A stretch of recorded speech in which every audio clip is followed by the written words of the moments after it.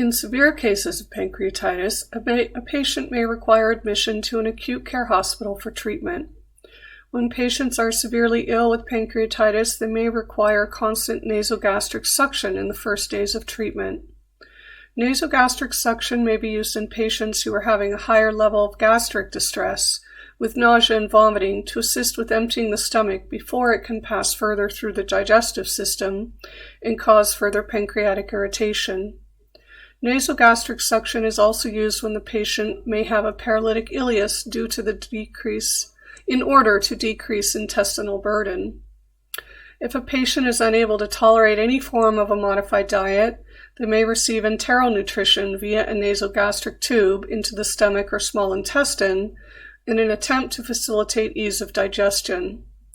If the body is unable to tolerate this, then total parenteral nutrition intravenously can be used.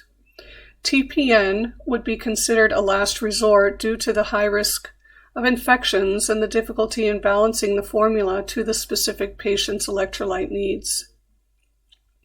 In severe cases, there are various surgical interventions. An endoscopic retrograde cholangiopancreatography, or an ERCP, is when the surgeon would use a lighted endoscope to place stents, break up possible stones in the gallbladder, remove scarring or tumors, and take biopsies. Stents can be placed in the biliary ducts and pancreatic ducts if they are obstructed by stones, tumors, or scarring during the ERCP procedure.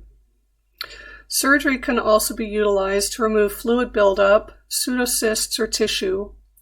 With chronic pancreatitis, a patient may elect to have a total pancreectomy in order to control the chronic pain, and these patients will become diabetic due to this surgery.